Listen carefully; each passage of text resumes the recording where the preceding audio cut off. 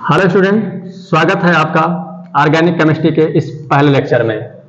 आज हम बहुत बेसिक सी चीजें पढ़ने वाले हैं, मतलब बेसिक ऑफ ऑर्गेनिक केमिस्ट्री। जी हाँ, जैसा कि पहले हमने आपको बताया था कि इसके पहले लेक्चर में कि आज हम बिल्कुल बेसिक से स्टार्ट करने वाले हैं इस लेसन को, और ये सीरीज बिल्कुल बेसिक से होने वाली है। मतलब इसको सबसे पहले बात तो ये ध्यान देना है कि इसको कौन कौन से, ठीक है ना, स्टूडेंट्स को अटेंड कर सकते हैं। तो चाहे आप क्लास 9th में हो, चाहे आप क्लास 10th में हो, चाहे 11th में हो, चाहे 12th में हो, सभी छात्रों के लिए, सभी स्टूडेंट्स के लिए बहुत बेसिक से क्लास होने वाली है। जी हाँ, मेरा नाम उदय प्रताप सिंह है और आपका बहुत बहुत स्वागत है हमारे इस YouTube channel chemistry campus by Uday sir में। और चलते हैं इसी क्रम में, आज हम अपना ये बिल्कुल बेसिक सा लेक्चर स्टार्ट करने वाले हैं। और इसी क्रम में सबसे पहले देखो, केमिस्ट्री सीखना कोई बहुत बड़ी बात नहीं होती है, लेकिन कहां से सीखें, सबसे बड़ी चुनौती छात्रों के लिए यही होती है कि हम कहां से केमिस्ट्री का स्टार्टअप करें और कहां पर जो है कौन सी चीज हमको सीखना अत्यंत आवश्यक होता है। तो सबसे पहले हम यही बात करने वाले हैं। तो ऑर्गेनिक केमिस्ट्री, सबसे पहले इसका इतिहास जान लेते हैं, और इतिहास जानने के साथ साथ में ठीक है इसका इंट्रोडक्शन देखेंगे आज हम। देखो, सबसे पहले हम ऑर्गेनिक केमिस्ट्री को अगर देखा जाए तो मदर ऑफ केमिस्ट्री कहा गया है, या हम कह सकते हैं फादर ऑफ केमिस्ट्री कह सकते हो। यानी अगर इसको आप नहीं सीखे तो केमिस्ट्री में आप बहुत पीछे हैं। तो इसीलिए सबसे पहले स्टार्ट हम यही से करने वाले हैं, अर्थात ऑर्गेनिक शब्द जो है, आइए हम देखते हैं ऑर्गेनिक शब्द। ऑर्गेनिक का मतलब क्या होता है? तो ऑर्गेनिक का मीन्स होता है लाइफ। ऑर्गेनिक का मतलब होता है लाइफ। और ऑर्गेनिक शब्द को सबसे पहले जो है एक साइंटिस्ट हुआ करते हैं, इनका नाम था बर्जेलियस। इस शब्द को देने वाले सबसे पहले जो साइंटिस्ट थे उन्होंने उनका नाम है बर्जेलियस। और इन्होंने क्या किया, इन्होंने बताया या इन्होंने क्या किया कि सबसे पहले कंपाउंड्स को, यानी जितने भी यौगिक हैं, यौगिक को दो भागों में जो है डिवाइड करने का काम किया गया। और कहा गया कि यौगिक जो है मुख्यतः दो प्रकार के होते हैं। पहला अगर हम बात करेंगे तो वो है ऑर्गेनिक कंपाउंड, और जो दूसरा है उसको बोलते हैं इनऑर्गेनिक कंपाउंड। ऑर्गेनिक कंपाउंड्स का मतलब क्या होता है कि ऑर्गेनिक कंपाउंड्स का मतलब जो सिर्फ सजीवों से प्राप्त हो। मतलब सबसे पहले बर्जेलियस ने हमको यह बताया कि ऑर्गेनिक कंपाउंड जो होते हैं, ठीक है ना, वो सिर्फ और सिर्फ, इस बात को ध्यान में रखिएगा, सिर्फ और सिर्फ जो है वो सजीवों से ही प्राप्त हो सकते हैं। ये बर्जेलियस ने हमको सबसे पहले बताया। अर्थात हम कह सकते हैं कि जो ऑर्गेनिक कंपाउंड्स होते हैं, इनके फॉर्मेशन कहां से होते हैं? तो ये लिविंग थिंग्स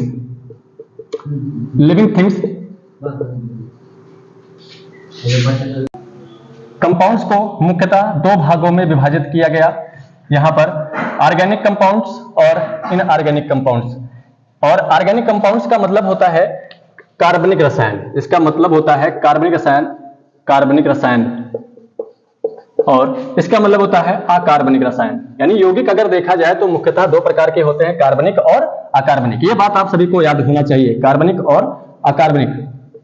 तो कार्बनिक रसायन एक अलग पार्ट है और अकार्बनिक रसायन एक अलग पार्ट से है।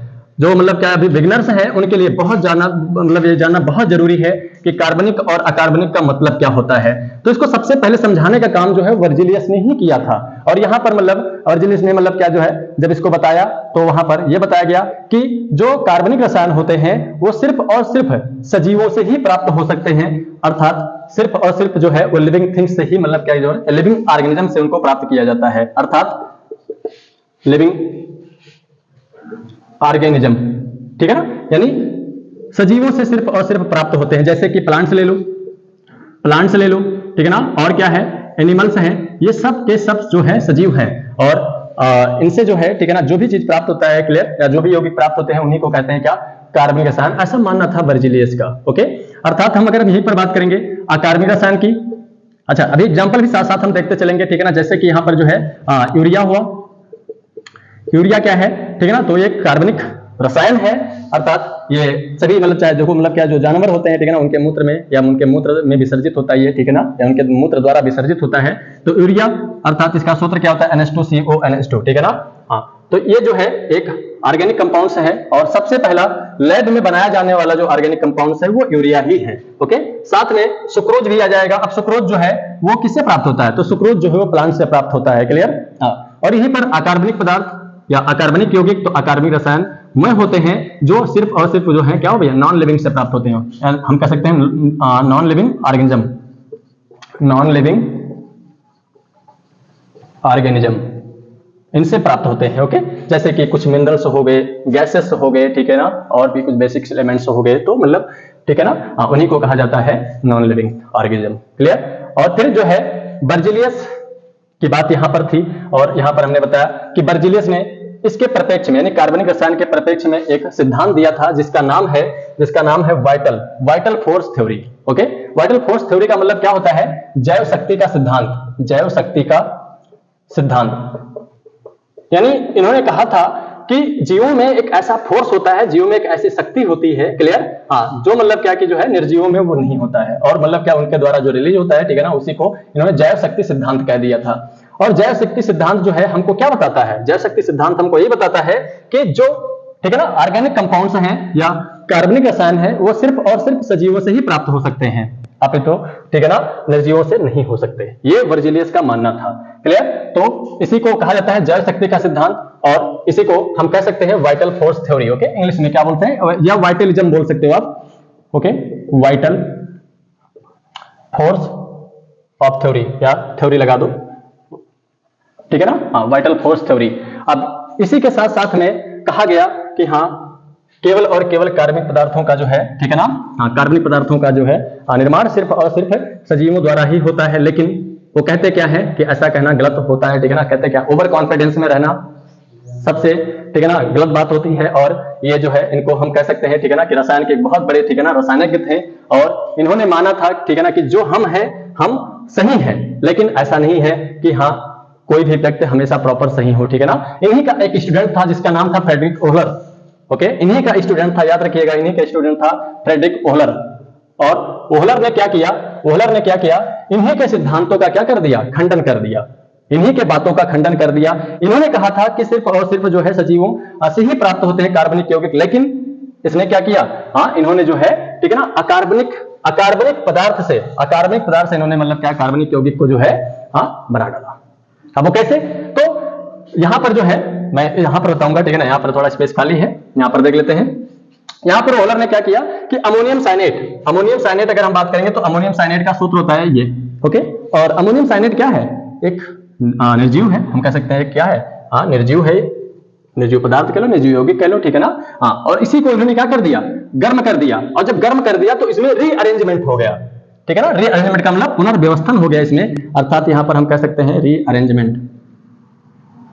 ओके, और फिर ये जो है किसमें कन्वर्ट हो गया, NH2CONH2, और ये है यूरिया, और यूरिया जो है वो सजीवों से ही प्राप्त होते हैं। क्लियर। लेकिन यहाँ पर ठीक है ना ओहलर महोदय ने क्या किया, अकार्बनिक पदार्थों से, यानी ये क्या है, ये निर्जीव से प्राप्त होते हैं, अर्थात ये क्या है, अकार्बनिक यौगिक थे ना, अकार्बनिक यौगिक थे, और इसी अकार्बनिक यौगिक से इन्होंने किसको जनरेट कर दिया, या किसको बना दिया, कार्बनिक यौगिक को बना दिया, और यहाँ पर जो है ये बन गया क्या, कार्बनिक यौगिक। और इसीलिए कहा जाता है कि लैब में बनने वाला सबसे पहला जो कार्बनिक यौगिक है वो कौन सा है, तो वो है यूरिया। कंपटीशन के प्रत्यक्ष भी है, और आप अगर बिल्कुल बिगिनर्स है, बिल्कुल सीखने वाले हैं, तो इसके लिए भी आपके लिए आवश्यक है, ठीक है ना। तो कार्बनिक यौगिक जो है, ठीक है ना, हाँ, ये बना दिया। अब समस्या इस बात की आई कि वैज्ञानिक सोचते रहे कि हम अब यूरिया को कार्बनिक कहें या अकार्बनिक कहें। ओके, तो इस बात को मतलब क्या है कि जो है अंत में सुधार किया गया कि जो कार्बनिक यौगिक होते हैं, ठीक है ना, वो अधिकतर सजीवों से ही प्राप्त होते हैं, लेकिन निर्जीवों से भी प्राप्त हो सकते हैं। क्लियर, ये बात कही गई या स्टेटमेंट कहा गया, हाँ, विभिन्न प्रकार के जो है वैज्ञानिकों के द्वारा, ठीक है ना। तो फिर इसी क्रम में जब मतलब क्या है कि जब अन्य वैज्ञानिकों को पता चलता है, या अन्य वैज्ञानिकों को जो है जानकारी प्राप्त होती है कि नहीं, हाँ, अकार्बनिक पदार्थों से कार्बनिक पदार्थ या कार्बनिक यौगिक ठीक है बना सकते हैं, तो इसी क्रम में एक और साइंटिस्ट आए जिनका नाम था क्या, हाँ, जिनका नाम था कोल्बे। ओके, और कोल्बे महोदय आए, ठीक है ना, तो उन्होंने क्या कर दिया, कोल्बे ने ठीक है ना कार्बन, हाइड्रोजन और ऑक्सीजन का प्रयोग करते हुए क्या बना दिया, एसिटिक एसिड का निर्माण कर दिया। किसका निर्माण कर दिया, एसिटिक एसिड का निर्माण कर दिया। और एक साइंटिस्ट है बर्थोले। ओके, हाँ, तो मैं उनको कहां लिख दूं, यहीं पर लिख दे रहा हूं, बर्थोले। इन्होंने क्या कर दिया, मीथेन गैस जो है, ठीक है ना, यानी कार्बन और हाइड्रोजन का प्रयोग करके इन्होंने मीथेन गैस बना दिया। ओके, हाँ, और मीथेन गैस को हम मार्स गैस भी कहते हैं, मीथेन गैस को मार्स गैस कहते हैं। क्यों, क्योंकि दलदली स्थानों से ये गैस निकलते हैं। ओके, हाँ, यानी जब सड़ी गली पत्तियां हो, ठीक है ना, या सड़े गले अवशेष हो, जब वो मतलब सड़ गल जाते हैं, ठीक है ना, तो उनसे जो है एक गैस रिलीज होती है जिसको मार्स गैस कहा जाता है। ओके, और उसी का जो है नाम मीथेन गैस है। तो ये था थोड़ा सा मतलब क्या कि जो है हिस्ट्री इसके बारे में। और अगर हम बात करते हैं तो जो कार्बनिक रसायन है इसकी शुरुआत अगर माना जाए तो वो लगभग मतलब क्या कि जो है आज से 200 साल 300 साल पहले से हुई, ठीक है ना। लेकिन क्या था कि आज से 200-300 साल पहले जो है धार्मिक विचारधाराएं हमारे यहाँ बहुत चलती थी, रूढ़ियां बहुत चलती थी, तो लोग उसके अकॉर्डिंग इसको पढ़ते थे। लेकिन आज पूरा का पूरा समय चेंज हो गया है, इसको ठीक है ना, आधुनिकता प्रदान हो गई है और इसको अब हम एक अलग तरीके से पढ़ते हैं। तो इसी क्रम में अब हम चलते हैं ऑर्गेनिक केमिस्ट्री का बिल्कुल बेसिक लेवल से इंट्रोडक्शन देखने। अब हमारे लिए छात्र जो है, हमारे लिए जरूरी क्या हो जाता है कि हम पढ़े कहां से, ठीक है ना। ये सब बेसिक था, ये सब बेस था, तो इसको आप मतलब क्या कि जो है अपने स्क्रीनशॉट ले सकते थे, ठीक है ना। और आज हम बिल्कुल अब जो है बेस से सीखने चल रहे हैं, ठीक है ना, कि हाँ बेस क्या होता है इसका, कि सबसे पहले हम कहां से स्टार्ट करें। बंद कर दो। ऑर्गेनिक केमिस्ट्री को स्टार्ट कहां से करें सबसे पहले, ठीक है। तो सबसे पहले इसके लिए हमें इंट्रोडक्शन देखना पड़ेगा। तो ये सब पॉइंट आप लोग नोट करते हुए चलिएगा। इंट्रोडक्शन यानी ऑर्गेनिक केमिस्ट्री का हम सबसे पहले इंट्रोडक्शन देखेंगे। इसके बाद में मतलब अगर बहुत अच्छे से सीखना है तो ये बेसिक चीजें हैं, इनको पता होना बहुत ही ज्यादा जरूरी है। ओके, तो मतलब सबसे पहले इंट्रोडक्शन, तो इंट्रोडक्शन हमने बहुत ढेर सारा दे डाला, ठीक है ना। मतलब अगर हम देखें उसके बारे में तो बहुत देर तक के जो उसमें हमने बता दिया है आपको। तो पहले आपका इंट्रोडक्शन हो जाएगा। इसके बाद में आपको क्या सीखना है, इसके बाद में इनमें कौन कौन से एलिमेंट्स जो है वो पार्टिसिपेट करते हैं, मेन एलिमेंट्स देखेंगे। ओके, यानी कौन कौन से इसमें एलिमेंट्स जो है, ठीक है ना, वो भाग लेते हैं। फिर इसके बाद में Lewis dot symbol, Lewis dot symbol, साथ साथ में लेविस डॉट सिंबल के साथ साथ में वैलेंसी। फिर इसके बाद में structural formula,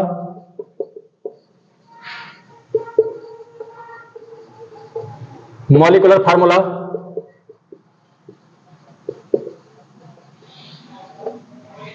bond line,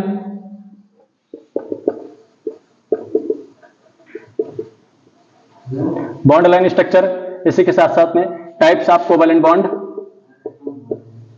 types of covalent bond, और इसी के साथ में अल्फा कार्बन, बीटा कार्बन व gamma carbon,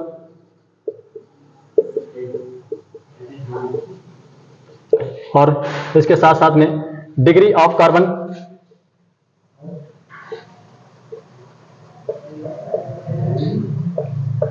degree of carbon, और डिग्री ऑफ कार्बन के साथ साथ में इसमें और हम क्या सीखने वाले हैं,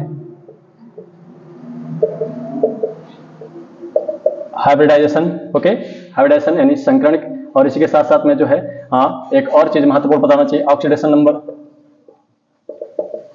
ओके, तो मैं बता दूं, अगर इतनी सारी चीजें अगर आपको आ रही हैं, ओके, तो आप ये समझ जाना कि हाँ आप बहुत अच्छे से केमिस्ट्री सीख रहे हो। ओके, और ये सीख कहां से सकते हो, तो बिल्कुल मेरे साथ बने रहिए, ठीक है ना। हम एक एक चीजें आपको जो है बहुत अच्छे से सिखाएंगे, ठीक है ना। कि सबसे पहले हम इंट्रोडक्शन देंगे ऑर्गेनिक केमिस्ट्री का।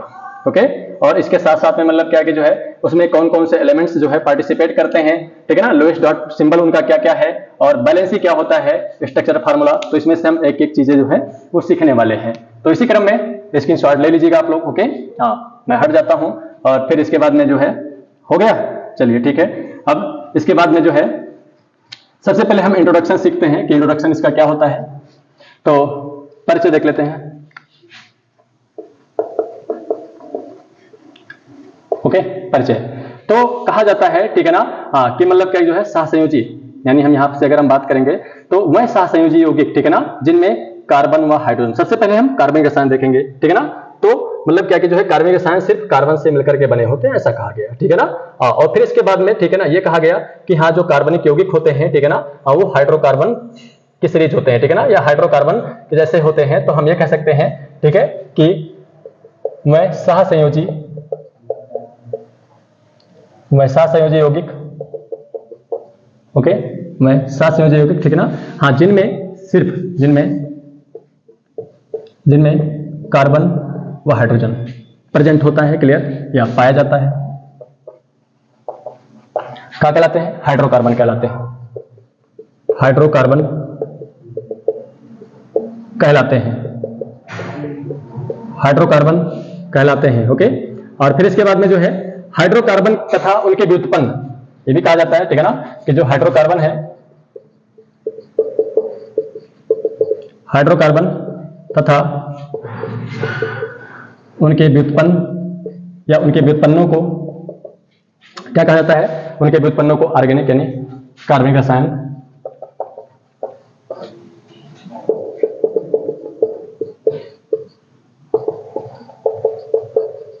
ओके, ये दो स्टेटमेंट्स हैं, क्लियर? हाँ, अगर आपको बिल्कुल जो है परिचय इसका देना है तो आप ये दो स्टेटमेंट आपके लिए बहुत बेहतर रहेंगे। ओके, हाँ, सबसे पहले यहाँ पर बताया गया, ठीक है ना, कि हाँ उमेश सहसंयोजी यौगिक, ठीक है ना, जिनमें मतलब क्या होता है, कार्बन व हाइड्रोजन प्रेजेंट होता है, ठीक है ना, उन्हीं को हाइड्रोकार्बन कहते हैं। और क्या कहते हैं? हाइड्रोकार्बन तथा उनके व्युत्पन्न। व्युत्पन्न का मतलब क्या होता है? उन्हीं से बने हुए अन्य प्रकार के यौगिक, ठीक है ना। और जब व्युत्पन्न की बात आई तो यहाँ पर यह कहा गया कि सिर्फ और सिर्फ कार्बन और हाइड्रोजन ही नहीं, बल्कि कार्बन हाइड्रोजन के अलावा जैसे कि नाइट्रोजन हुआ, जैसे कि, ठीक है ना, ऑक्सीजन हुआ व हैलोजन हुआ। ओके, हाँ, यानी नाइट्रोजन, ऑक्सीजन और हैलोजन आदि तत्व भी इसके अंतर्गत आते हैं। तो हम कह सकते हैं इसके मुख्य तत्व कौन कौन से हो सकते हैं? इसके मुख्य तत्व कौन कौन से हो सकते हैं? तो हमने आपको बताया क्या? कार्बन हो सकता है, हाइड्रोजन हो सकता है, ओके, नाइट्रोजन हो सकता है, ऑक्सीजन हो सकता है, और क्या हो सकता है? हैलोजन। और ये जो हैलोजन है ये हमारे मेंडलीव की जो आवर्साणी है, ठीक है ना, हाँ, वर्ग नंबर 17 याद करेंगे, वर्ग नंबर 17, ठीक है ना, हाँ, उसमें ये उपस्थित होता है। ओके, हाँ, और इसमें कौन कौन से एलिमेंट्स आते हैं बेसिकली? तो फ्लोरीन आता है, और क्या आता है? क्लोरीन आता है, ब्रोमीन आता है, और आयोडीन आता है। ये इसमें मुख्यतः 4 तत्व आते हैं। ओके, कौन कौन है? ठीक है ना, फ्लोरीन है, क्लोरीन है, ब्रोमीन है, और आयोडीन है। ओके, तो ये आ जाएंगे। अच्छा, अब यहाँ पर जो है बताया गया कि हाइड्रोकार्बन तथा उनके व्युत्पन्न। अब व्युत्पन्न कैसे बनाएंगे? सबसे पहले हाइड्रोकार्बन समझ में आया ना? हाँ, हाइड्रोकार्बन क्या होता है? जैसे कार्बन व हाइड्रोजन, केवल यही दो प्रेजेंट होंगे, क्लियर? हाँ, कार्बन व हाइड्रोजन, ठीक है ना, इनसे बने जो मतलब क्या है कि जो है यौगिक होते हैं, उन्हीं को क्या कहते हैं? उन्हीं को कहते हैं हाइड्रोकार्बन। सबसे पहले आपको ये बात याद करनी है, उन्हीं को कहते हैं हाइड्रोकार्बन। और फिर क्या कहा गया कि अब यहाँ पर एग्जाम्पल भी अगर हम देख लें इनका, हाइड्रोकार्बन के एग्जाम्पल, तो जैसे क्या हो जाएगा? CH4। अब यहाँ पर देखो क्या है, केवल कार्बन और हाइड्रोजन ही प्रेजेंट है। ओके, हाँ, और क्या जाएगा? C2H6 आ जाएगा। यहाँ पर भी देखो कार्बन व हाइड्रोजन है। ओके, हाँ, C3, ठीक है ना, H8 आ जाएगा। यहाँ पर भी देखो कार्बन और हाइड्रोजन ही है। ओके, साथ साथ में मतलब क्या है जो है, हाँ, C4H10। तो ये सब के सब क्या है? ये सब के सब जो है वो हाइड्रोकार्बन है, क्लियर? हाँ, अब इन्हीं के द्वारा या इन्हीं के जैसे दिखने वाले, ठीक है ना, अन्य यौगिक जिसमें क्या हो, जिसमें नाइट्रोजन हो, ऑक्सीजन हो, हैलोजन हो, ठीक है ना, हाँ, हैलोजन मतलब ये चारों। ओके, हाँ, आदि तत्व अगर मौजूद होते हैं तो उनको हम क्या कहते हैं? उनको हम कहते हैं हाइड्रोकार्बन के व्युत्पन्न। बात क्लियर है ना? हाँ, अब जैसे यहाँ पर देखो क्या है कि CH4 है ना, तो CH4 का स्ट्रक्चर कैसे बनेगा? इस प्रकार से बनेगा ना। अब यहाँ पर हम क्या कर दें, ये है CH4 का स्ट्रक्चर। अब अगर इनका हमें व्युत्पन्न बनाना है तो क्या करेंगे? ठीक है ना, हाँ, व्युत्पन्न बनाना है तो यहाँ पर हम क्या कर दें? हाइड्रोजन को रिमूव कर दें, और यहाँ पर हम क्या कर दें? जोड़ दें OH को। अब देखो यहाँ पर एक एक्स्ट्रा तत्व आ गया ना, हाँ, ऑक्सीजन। अब यहाँ पर देखो बिल्कुल ये मेथेन के जैसा दिखते हैं कि नहीं दिखते हैं? बिल्कुल मेथेन के जैसे दिखते हैं। ओके, हाँ, और अगर ये मेथेन के जैसे बिल्कुल दिखते हैं तो क्या हो जाएंगे? ये इनके व्युत्पन्न हो जाएंगे। देखो, व्युत्पन्न का मतलब बिल्कुल सिंपली ऐसे समझना, ठीक है ना, कि हमारे जैसे दिखने वाले अन्य लोग, ठीक है ना, हाँ, जो मतलब क्या है, संरचना में देखने में समान है, लेकिन उनके गुण क्या हो? भिन्न भिन्न हो, ठीक है ना, क्या कहलाते हैं? व्युत्पन्न कहलाते हैं, ठीक है ना। और भी व्युत्पन्न हो सकते हैं, ठीक है ना, जैसे कि मतलब क्या कि जो है C2H4, ये तो हो ही गया, ठीक है ना, C6, ये देखो C6H12, वो 6, इसमें कार्बन, हाइड्रोजन व ऑक्सीजन प्रेजेंट होते हैं, ठीक है ना। इसी में हम और देख सकते हैं क्या? CH3COOH, ये भी क्या है? हाँ, इसी हाइड्रोकार्बन का क्या है? व्युत्पन्न है। बात समझ में आई ना?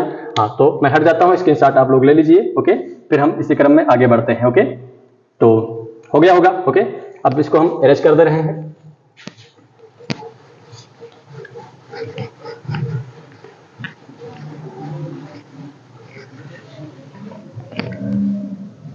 फिर इसके बाद में हमारे लिए दूसरा जो है मेन एलिमेंट्स, हमने आपको बता दिया, इंट्रोडक्शन बता दिया कि मेन एलिमेंट्स ऑर्गेनिक केमिस्ट्री में कौन कौन से होते हैं, ठीक है ना। अगर आपको केमिस्ट्री सीखनी है तो बस कार्बन, हाइड्रोजन और नाइट्रोजन और ऑक्सीजन और हैलोजन, ये 5 तत्व इनको याद करिएगा, ठीक है ना, इनको याद रखिएगा। यही तत्व आपका बारी बारी से आएंगे और यही तत्व, ठीक है ना, विभिन्न प्रकार के यौगिकों का संश्लेषण करेंगे। ओके, हाँ, और अलग अलग प्रकार के जो है यौगिक बनाएंगे। ओके, तो इन्हीं मेन तत्वों का ध्यान रखना है। अगर इन पर आपकी पकड़ हो गई ना, इनके बारे में अगर आप सब कुछ जान गए ना, तो फिर मैं कह रहा हूं कि आपको कोई तकलीफ नहीं होने वाली। ओके, और ये बिल्कुल जो है बिगिनर्स छात्रों के लिए है, ठीक है ना, तो वो इस पर विशेष ध्यान देंगे, जिनको सीखनी है, जिनकी मतलब क्या है, जिनका रुचि है इसमें सीखने का, ठीक है ना। अगला हम बात करेंगे एलडीएस का।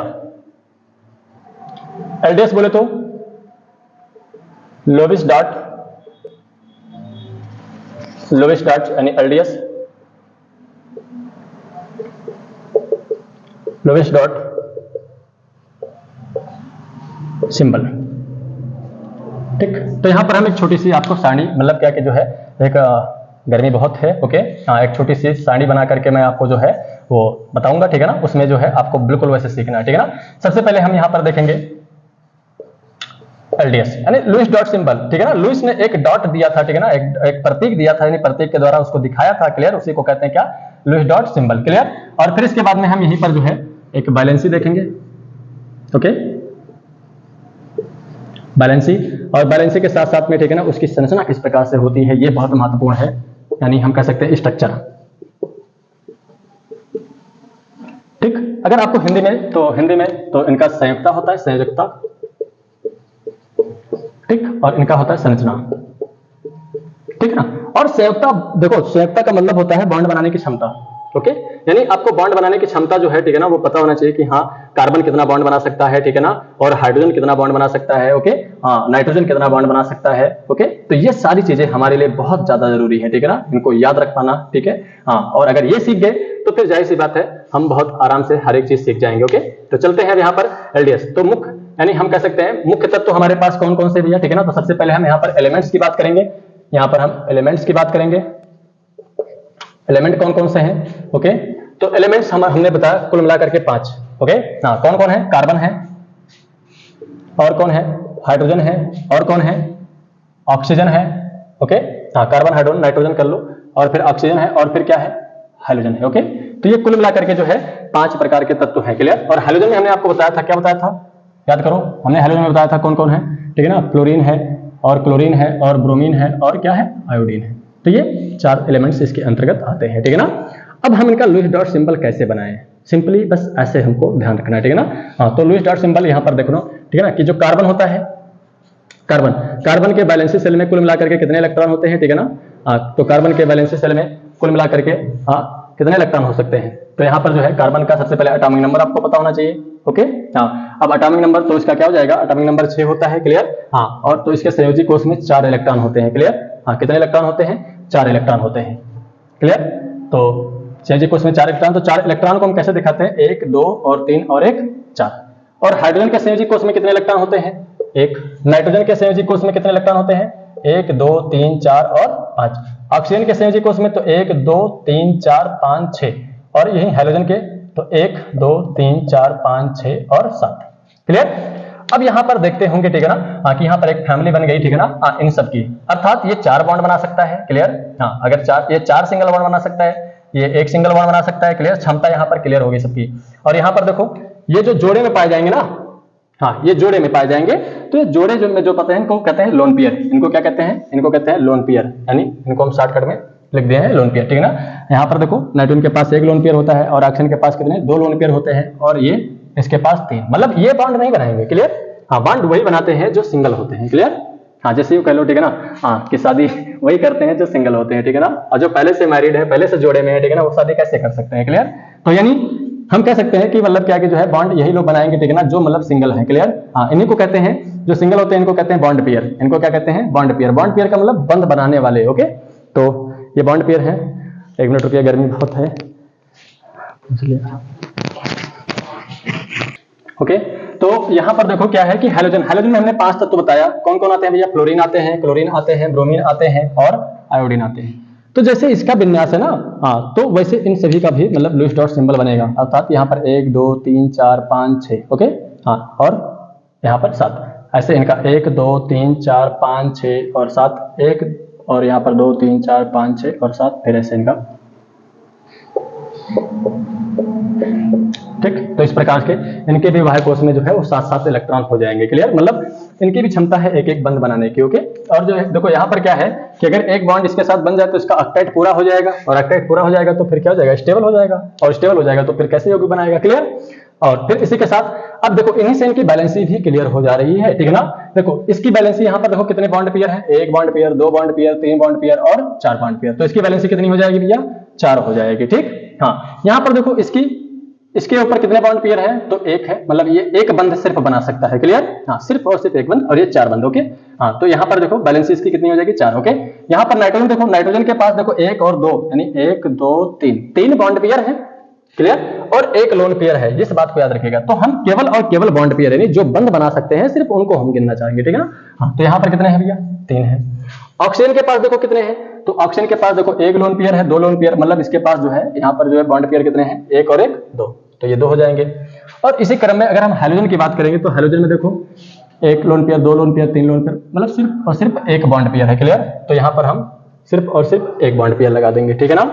तो ये हो जाएगा इनका बॉन्ड पेयर, ठीक है ना। और ये ही बंद बनाने की क्षमता कहलाती है संयुक्ता। ओके, तो संयुक्ता का परिभाषा बढ़िया है, आसान है, बोल सकते हो, कोई दिक्कत नहीं है।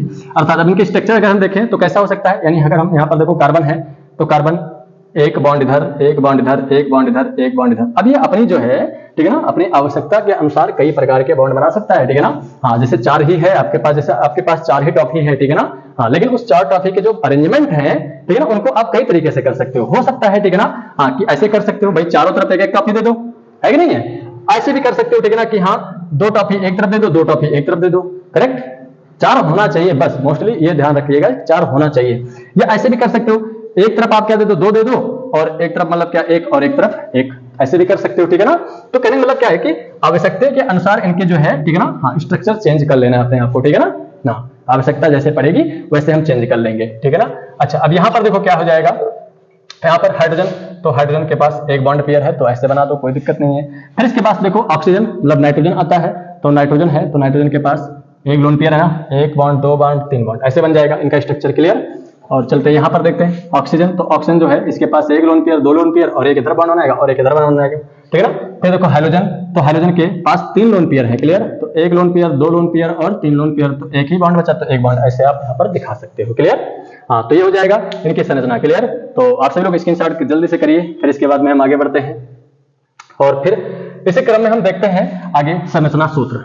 ओके, हाँ, बहुत महत्वपूर्ण हो जाता है कि अगर आपको लुईस डॉट सिंबल क्लियर हो रहा है, ठीक है ना। हाँ, अगर आपको ऑर्गेनिक केमिस्ट्री बहुत ही अच्छे से मजबूत करना है तो आपको ये 5 तत्वों के बारे में ज्ञान होना चाहिए। 5 तत्वों के बारे में क्या क्या ज्ञान होना चाहिए। नंबर 1, इनकी बैलेंसी आपको पता होनी चाहिए, क्योंकि बैलेंसी अगर पता होगी तो आप बंद बना सकते हो, ठीक है ना। हाँ, तो इसकी कितनी बैलेंसी यहाँ पर होती है 4, ये भी हमने आपको दिखा दिया। यहाँ पर कितना होता है, तो 1 होता है इसका नाइट्रोजन का और ऑक्सीजन का, और फिर यहाँ पर, ओके।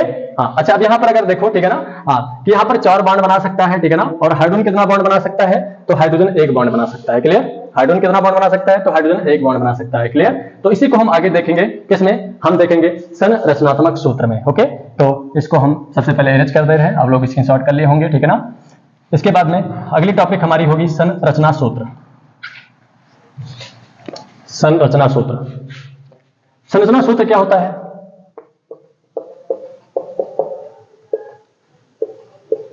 संरचना सूत्र मतलब क्या है इसका, ठीक है ना। यानी प्रत्येक अणु में, ओके, ध्यान रखिएगा कि यौगिक के एक अणु में, ठीक है ना, कितने तत्व उपस्थित हैं। यौगिक के एक अणु में जो उपस्थित परमाणु हैं उनका जो अरेंजमेंट है, उनका जो मतलब क्या जुड़ने का जो व्यवस्था का जो क्रम है, ठीक है ना। हाँ, उसी को कहते हैं क्या, या उन्हीं के संकेतों को क्या कहते हैं, उन्हीं के संकेतों को कहते हैं संरचना सूत्र। जैसे कहने का मतलब क्या है कि एक, अब जैसे हम लोग एक आदमी है, ठीक है ना, तो हम लोगों की भी मतलब क्या कि दूसरे से जुड़ने का एक क्रम होता है, ठीक है ना। हाँ, तो हम तभी दूसरे से जुड़ पाते हैं, क्लियर। तो ठीक उसी प्रकार से यहाँ पर ऐसे कह लो, ठीक है ना, संरचना सूत्र वह बंध है, ठीक है ना, हाँ, या वह प्रतीक है जिसमें उपस्थित परमाणुओं का, ठीक है ना, जो अरेंजमेंट होता है वही, उसी को कहते हैं क्या, संरचना सूत्र। तो यहाँ पर आप लिख सकते हो, ठीक है ना, हाँ, कि प्रत्येक, या हम कह सकते हैं यौगिक के एक अणु, ठीक, हाँ, यौगिक के एक अणु में उपस्थित, यौगिक के एक अणु में उपस्थित, ठीक है ना, परमाणुओं की व्यवस्था, परमाणुओं की व्यवस्था यानी जो उनका जो है अरेंजमेंट है, क्लियर। परमाणु की व्यवस्था को क्या कहते हैं, परमाणुओं के व्यवस्था को संकेतों द्वारा या बंधों द्वारा व्यक्त करना, संकेतों एवं बंधों द्वारा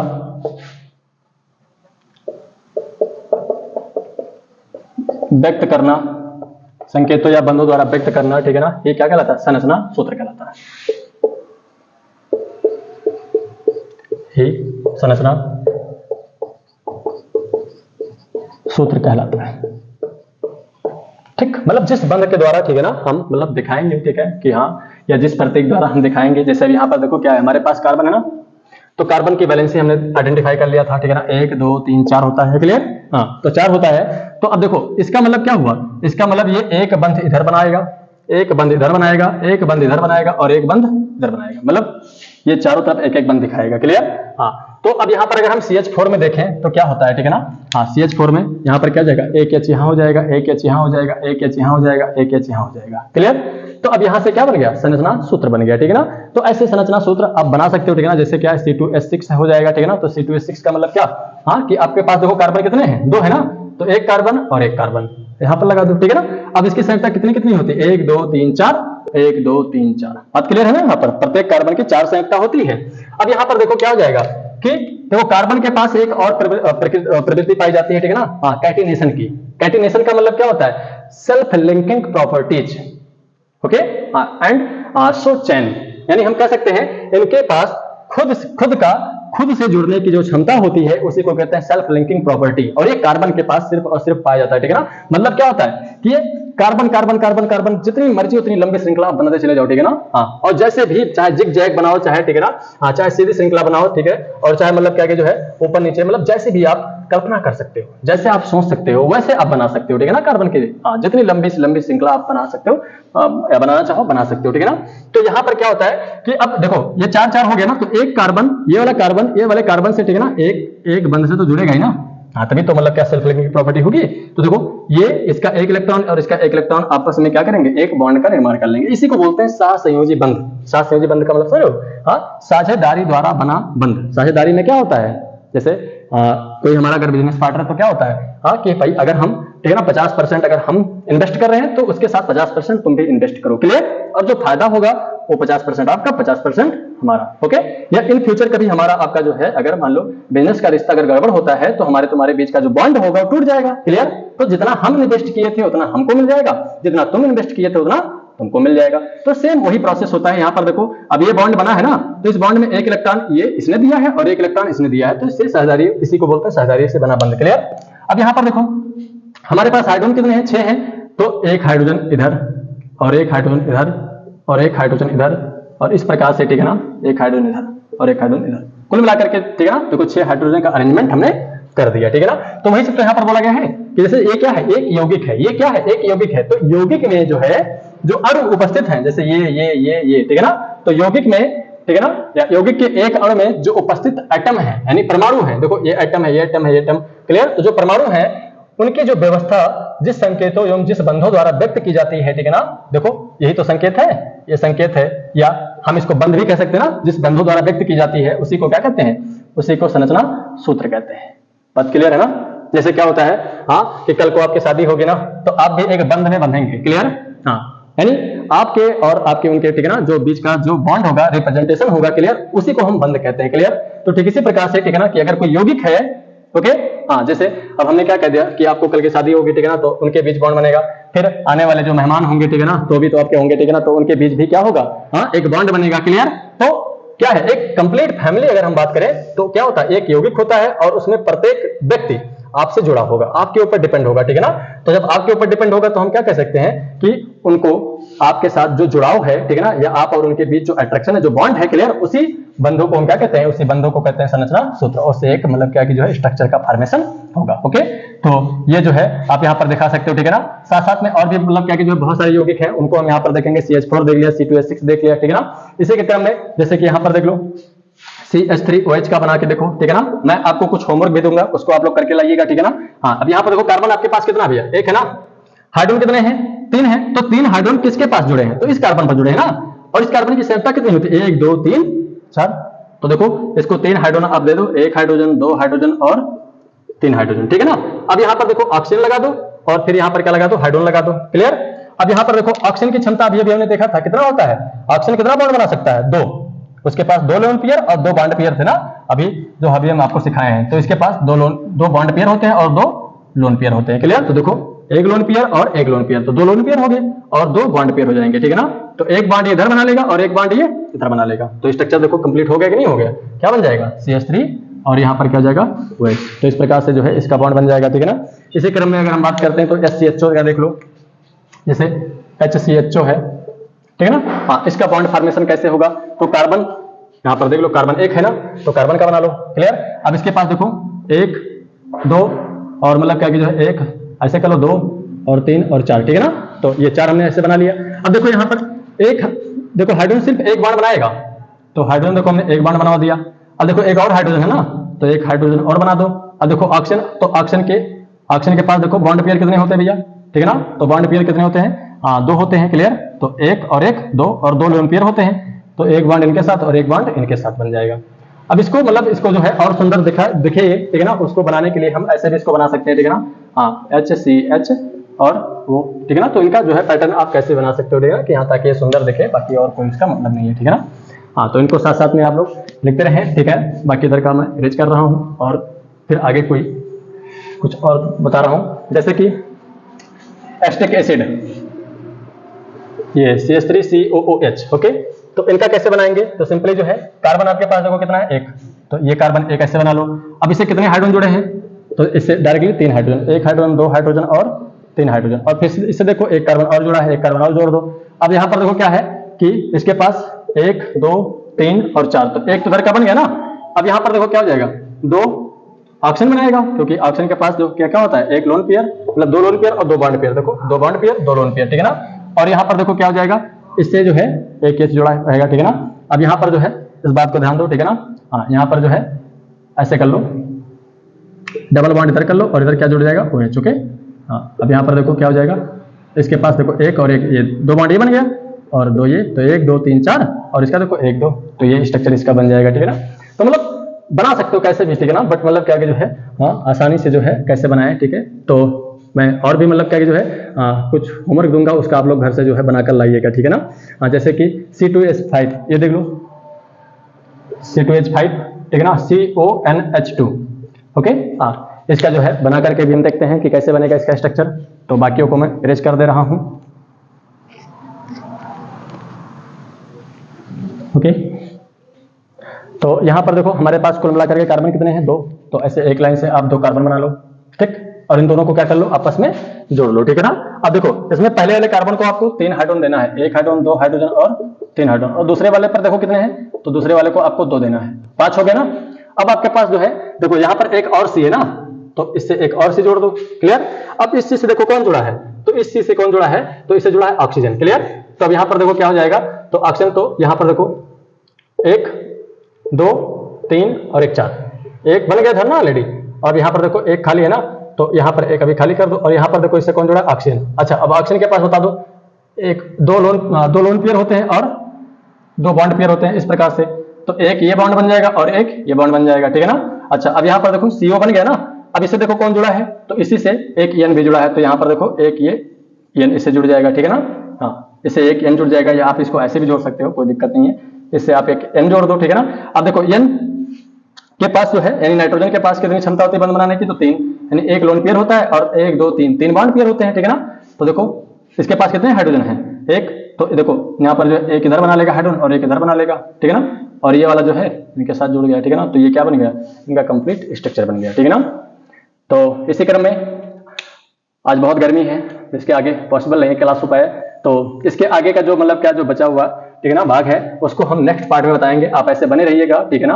हाँ, और हमारा सपोर्ट करते रहिएगा। अगर हमारी ये वीडियो आपको पसंद आती है तो इसको लाइक शेयर एंड सब्सक्राइब करिएगा, ओके। हाँ, और अगर आपको कोई बात समझ नहीं आती है, ठीक है, हाँ, तो इस पर बस क्या करना है कि आपको चैट बॉक्स में, ठीक है ना, हाँ, क्या कर देना है, चैटिंग कर देना है, ओके। और मतलब क्या कि जो है सबसे पहले अगर आपको बहुत अच्छे से सीखना है तो ये वीडियो आपको पूरा जो है देखना है, ठीक है ना। इसमें कहीं भी मतलब ये नहीं कि हाँ गैप करो, ठीक है ना। कोई VIP स्टूडेंट आपको नहीं बनना है, ठीक है ना, कि छोड़ छोड़ के पढ़ो, हाँ, कि थोड़ा सा पढ़ लिया बस छोड़ दिया, फिर थोड़ा सा पढ़ लिया छोड़ दिया। तो ये चीज जो है विशेष रूप से ध्यान दीजिएगा, ठीक है ना। हाँ, क्योंकि आपको मतलब क्या कि जो है केमिस्ट्री में महारत हासिल करना है, ओके। ओके, बहुत बहुत जो है धन्यवाद। कहते हैं एक छोटी सी बात आपके लिए कि कभी तुम खुद को कमजोर मत समझो, ओके। यानी आपके अंदर जो शक्ति है, ठीक है ना, उसका पूरा का पूरा इस्तेमाल करो, ओके। कहते हैं खुद से जीतने की, ओके, खुद से जीतने की जिद है मेरी, मुझे खुद को हराना है। मैं भीड़ नहीं उस दुनिया की, ओके, मेरे अंदर ही जमाना है, ओके। फिर क्या होता है कि कभी कभार जो है समय सभी का बुरा चलता है, ओके, बुरे दौर भी आते हैं और खासकर स्टूडेंट्स के लिए, ठीक है। तो कहते क्या है, उनके लिए भी एक लाइन है, ठीक है, कि कमज़ोर वक्त होता है, ओके, कमज़ोर वक्त होता है व्यक्त नहीं, कमज़ोर वक्त होता है व्यक्त नहीं। माना कि आज तकलीफ़ें बहुत बड़ी हैं पर कल कामयाबी भी बड़ी होगी, ओके।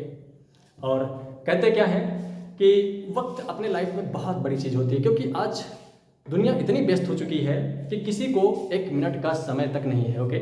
तो दुनिया इतनी व्यस्त हो चुकी है अपने कामों में, तो कहते क्या है कि वक्त के लिए एक बहुत बड़ी बात मैं आपसे कहना चाहूँगा, ठीक है ना, और बोलना चाहूँगा कि वक्त क्या होता है ये अखबार से पूछो, वक्त क्या होता है ये अखबार से पूछो। सुबह सुबह लोग उसका इंतज़ार करते हैं, सुबह लोग उसका इंतज़ार करते हैं उसको देखने के लिए, और शाम को रद्दी के समान होती है।